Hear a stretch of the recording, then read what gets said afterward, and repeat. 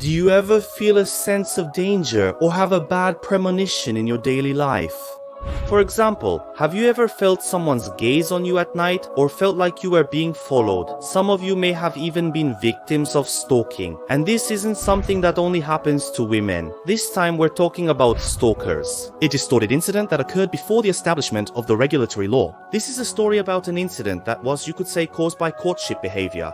The Gunma family triple murder case. On January 14th, 1998, in what is now Takasaki City, Gunma Prefecture, a man who ran an electrical contracting business, Takeo Ishii, who was 48 at the time, his wife Chiko, also 48, and Takeo's mother Tomi, 84, were all killed in their home. The three were discovered by Mr. Ishii's eldest daughter, who was 20 at the time and lived with them. When she returned home, she sensed something was off. The house felt different. Normally the television would be on, but there was no sound. On top of that, the three family members who should have been home were nowhere to be seen. Feeling uneasy, she headed upstairs toward her own room.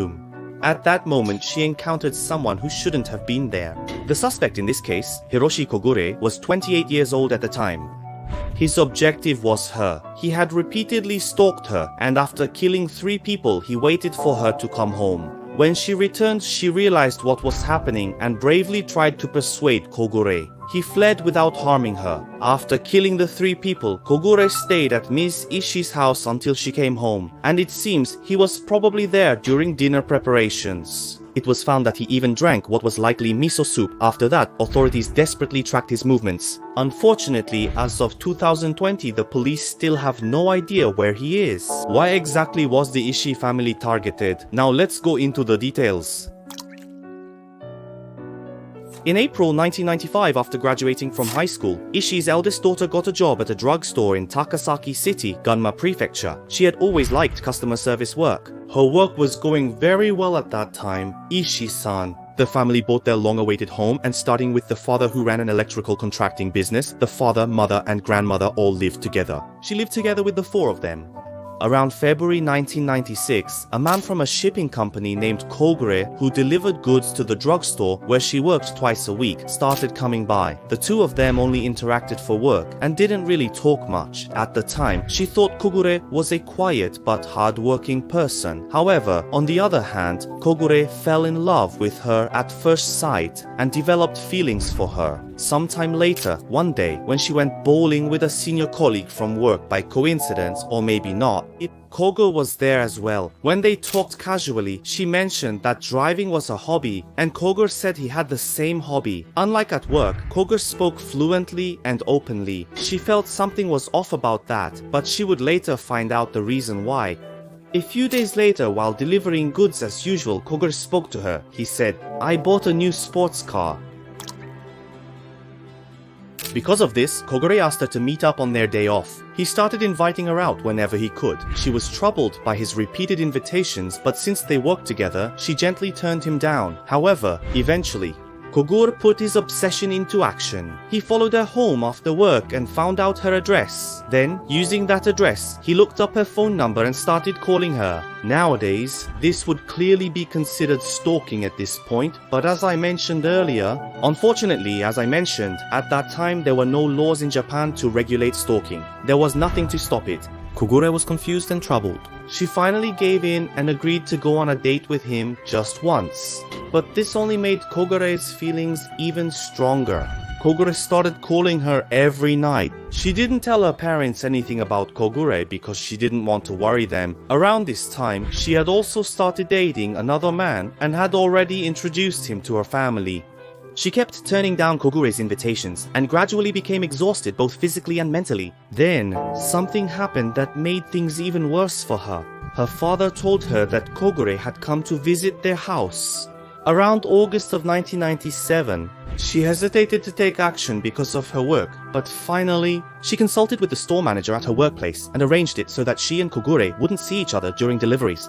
With the help of the store manager and her co-workers, Kogure was no longer able to even speak to her, and eventually, the phone calls to her home stopped as well. She thought that her peaceful daily life had finally returned. However, Kogure had not given up.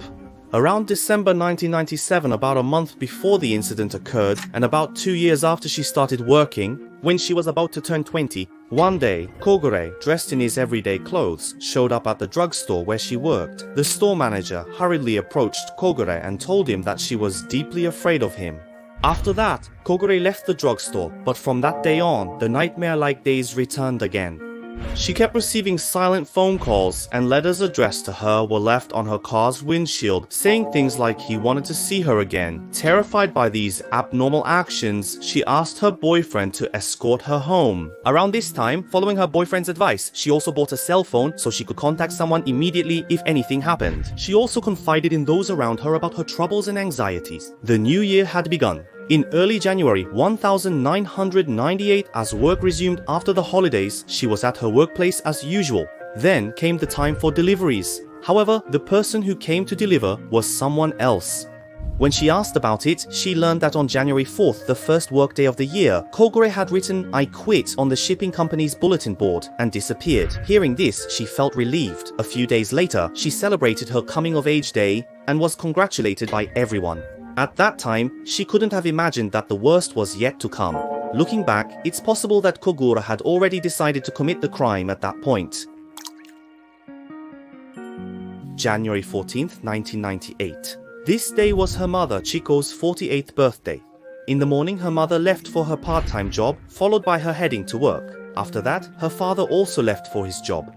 Around noon, she invited her fiancé, whom she was already engaged to her mother's birthday party. In the evening, without anyone knowing, Kogure approached her house. Then, around 7 p.m. Finally, Kogure broke into the house. At that time, the only one at home was her grandmother, Tomeru. Without hesitation, Kogure strangled her to death and then hid inside the house. After that, her mother, Chiko, came home.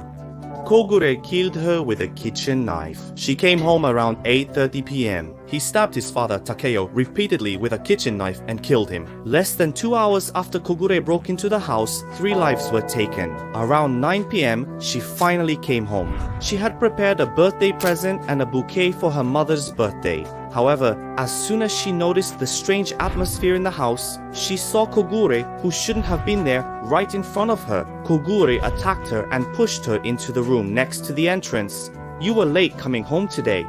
Sensing something was wrong, she immediately started talking to Kogure and suggested having a conversation. She talked with Kogure for about 2 hours.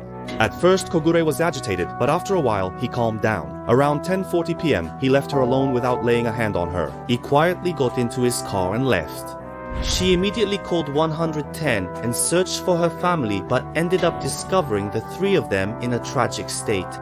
The police immediately began tracking Kogure's movements. The next day, they requested an arrest warrant for Kogure on suspicion of murder. He was placed on the nationwide wanted list, and his whereabouts were pursued. The car Kogure was driving was a black Nissan Silvia, Gunma 3033-8670. However, after that, Kogure's whereabouts have been unknown since he was last seen about a week later, on the night of January 21st in Yashio City, Saitama Prefecture. The Gunma Prefectural Police set up a special investigation headquarters and created 50,000 posters with a sketch of suspect Kogure and a photo of the car used in the escape, calling for public information. So far, 2,487 tips have been received, but unfortunately, an arrest has not been made. On November 1, 2007, a special investigation reward of up to 3 million yen was offered for information leading to an arrest. It was announced that the reward money would be paid. Since the incident, there has been no activity in the bank account under the name of Suspect Kogure, and the getaway vehicle has not been found, leading to speculation that he may have committed suicide. However, after searching lakes and other locations both inside and outside Gunma Prefecture, nothing was discovered. I believe he is still alive, possibly living as a completely different person. I think it's more likely. The most important thing in this case is not to forget and not to let it fade away. There are no grounds for appeal regarding the murder charge. As of 2020, the investigation headquarters is still pursuing Kogure's whereabouts with a team of 58 people. As for her, who became a bereaved family member of the victim, at that time she was so scared. She said that her mind went completely blank, wondering why her parents and grandmother weren't at home, and that she even considered suicide, thinking that if only she hadn't been there, her family might still be alive. Furthermore, on January 14th, 2020, 22 years after the incident, now 42 years old, she agreed to be interviewed. I feel that these 22 years have passed by very quickly. Most of my life has been ruined, tasteless, and meaningless. Maybe it's because the time felt so long, but even so I kept living. I searched for meaning, faced forward, and kept going. Even now, the case remains unsolved. Time hasn't stopped, it keeps moving forward. More than anything, I sincerely hope the culprit will be found. One theory about Kogure's motive for the crime is that he found out about her marriage, but in any case, it was due to his own twisted feelings. There's no doubt that he committed the crime out of possessiveness. I really can't forgive him. I hope Kogure's whereabouts are found as soon as possible and that he receives the punishment he deserves. I wish happiness for the victim's family and for her future. I sincerely hope that there will be even a little happiness in her life. That's all for today. Thank you for watching.